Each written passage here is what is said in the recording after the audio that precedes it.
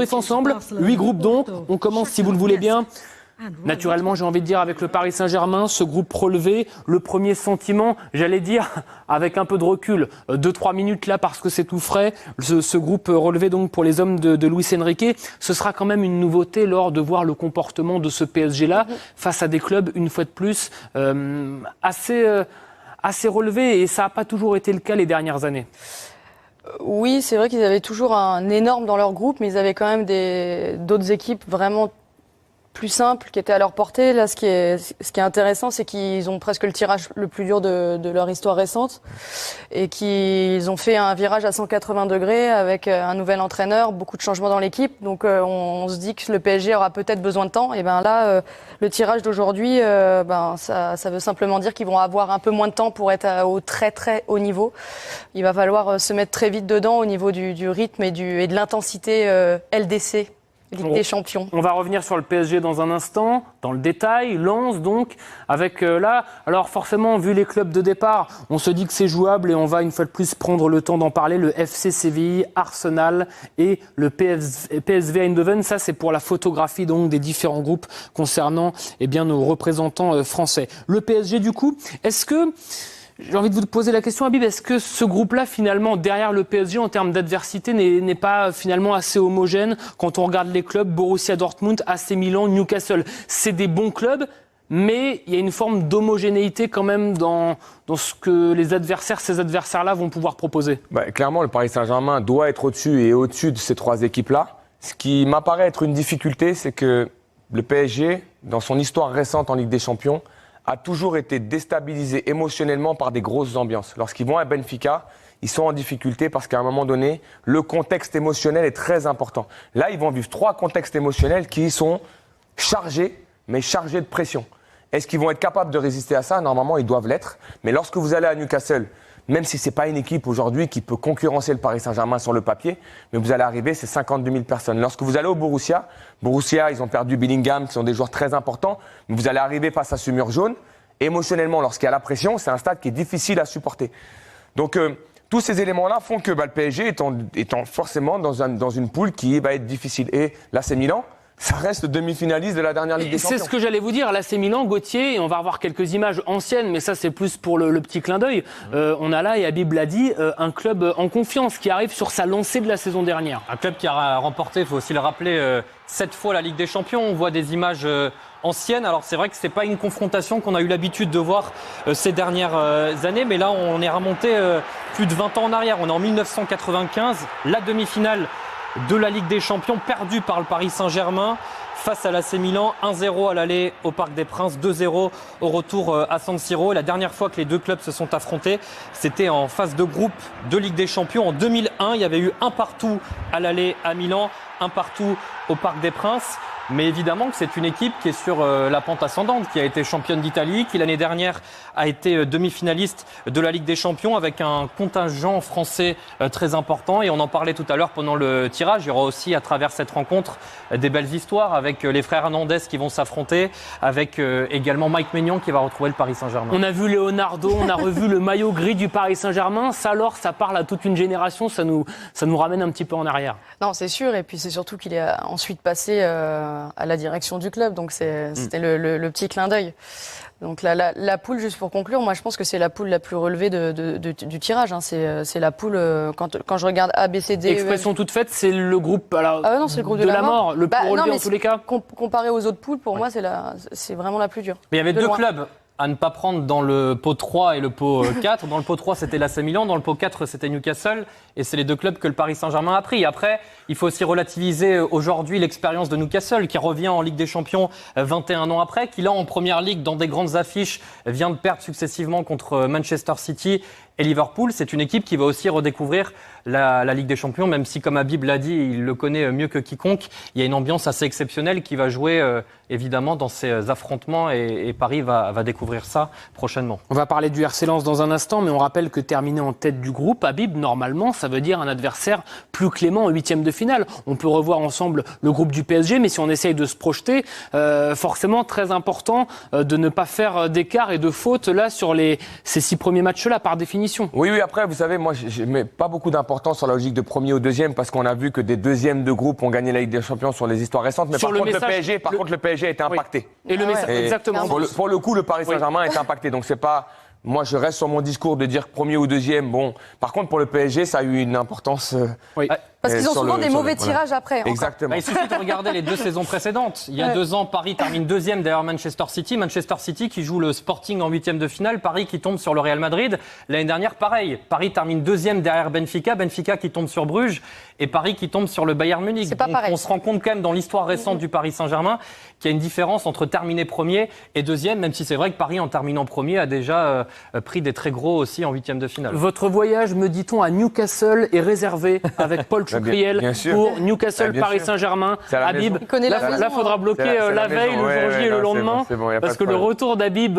Tiens, tenez les souvenirs que vous en gardez toujours attentifs, j'imagine, aux résultats et à l'actualité Ouais, de toujours parce que Newcastle. c'est un club où j'ai passé 2 ans assez exceptionnels, même si sur la deuxième année on descend en Championship et j'étais parti à Aston Villa, mais ma première année avait été un véritable succès pour moi personnellement parce que j'avais été élu meilleur joueur du club et j'ai vécu un moment là-bas avec les supporters où j'avais 52 000 personnes qui chantaient une chanson qui a été reprise, connue. Donc non, j'ai vécu vraiment 2 ans exceptionnels, cette communion avec le public et c'est un stade qui vous procure des émotions hors normes. C'est le Gino Latico quand même.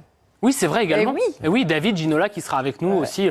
Voilà, David aussi, j'imagine Il sera qu'il là pour cette soirée. Il est devant sa télé, là, il a coché le match aller, le match retour. Tenez, vous irez au Borussia, à Dortmund, ça vous dit ou Mais pas? il va aller Parce que- partout. Et je vais aller partout. Je suis déjà allé au Borussia et j'ai pris un plaisir immense aussi à commenter. Mais ce qu'il faut se dire, c'est que dans notre position, et Laure le vit sur le plateau, mais elle le vit également lorsqu'elle est sur les terrains, on vit des moments privilégiés avec Paul Choucriel lorsque vous allez des ambiances comme celle-ci. C'est pour ça que je suis pas objectif, mais quand je dis ça serait bien que les équipes françaises tirent des grosses équipes, c'est parce qu'on vit des grands moments. On voit les images du dernier PSG Dortmund. Au match aller, victoire 2-1 de Dortmund, justement en Allemagne avec un doublé d'Erling Haaland. Et au retour, dans une époque pas si lointaine mais bien particulière, Paris s'était imposé à huis clos 2-0 et s'était qualifié pour les quarts de finale grâce notamment à ce but que l'on vient de voir de Neymar. 19h, le tirage au sort de la phase de groupe de la Ligue des Champions s'est terminé il y a quelques instants. On est avec Habib Beye, Laure Boulot, Gauthier Kunzmann. On semble encore pendant une dizaine de minutes pour débriefer ce tirage au sort. On a le sourire parce que ça y est, là ça devient concret finalement. Habib et Laure, on va pouvoir commencer à se projeter, regarder les différents matchs, on le disait tout à l'heure, se caler avec les amis, caler les différentes soirées sur Canal le mardi, le mercredi. Il y aura la Ligue Europa également le jeudi. On a parlé de Paris en d'autres groupes rapidement parce qu'on est forcément focus C'est vrai. sur les clubs français. Rapidement ou pas, on peut prendre le temps de les commenter. Le groupe A déjà, Laure, quand vous avez Munich et United, ça vous pose un petit peu l'histoire. On a l'impression qu'il y a déjà le classement des 2 premiers qui est indiqué de façon naturelle sur cette. Oui, c'est tout à fait juste. Est-ce que vous partagez, Habib, United et Munich qui sortent du lot dans le groupe A et dans le groupe C, il n'y a pas de débat non plus, Naples et le Real. Non. Je pense que le Bayern va être très très impressionnant cette année. Aussi. À le retour d'Harry Kane en Angleterre. Je pense réellement que le Bayern a recruté le joueur dont il avait besoin pour retrouver un petit peu un Bayern Lewandowski, en quelque sorte. Et Harry Kane va apporter ça.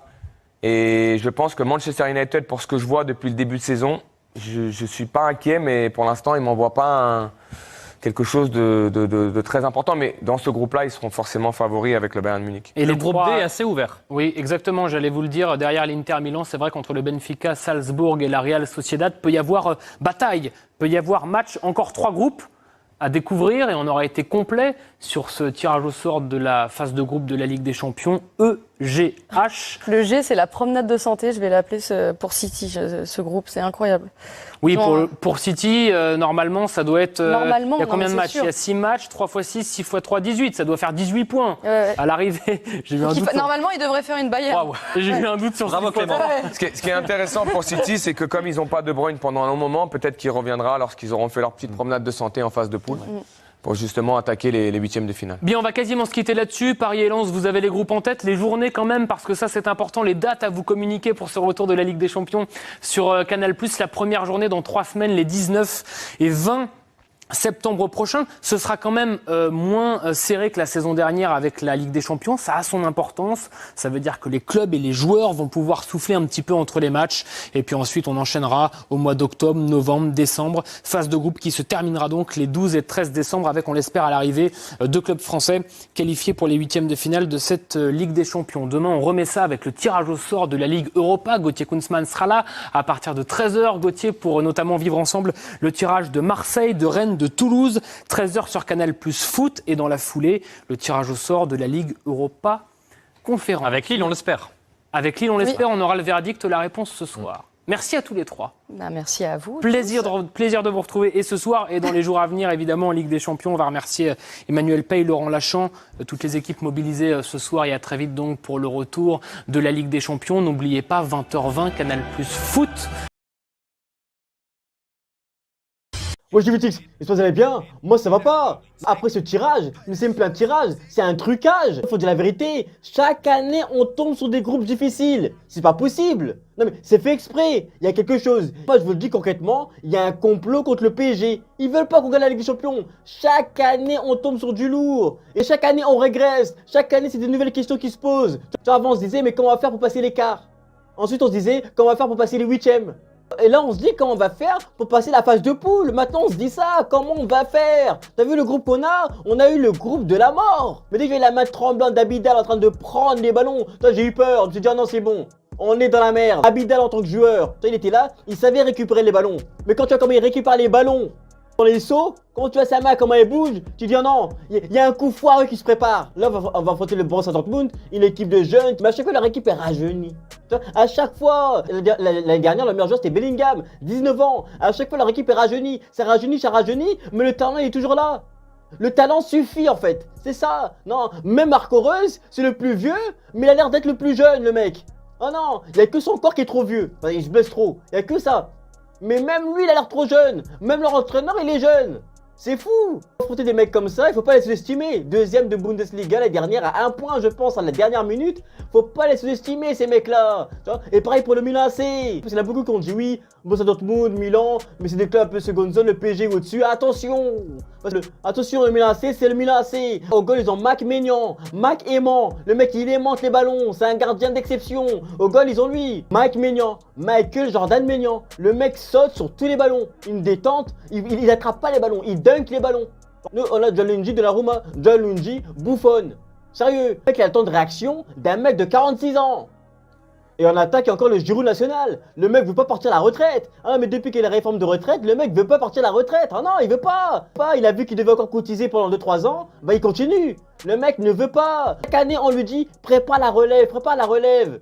Et chaque année, il se relève pour montrer à tout le monde qu'il est toujours là. D'habitude, il y en a, ils prennent des coups de vieux. Lui, j'ai l'impression que chaque année, il est là, il prend des coups de jeunes.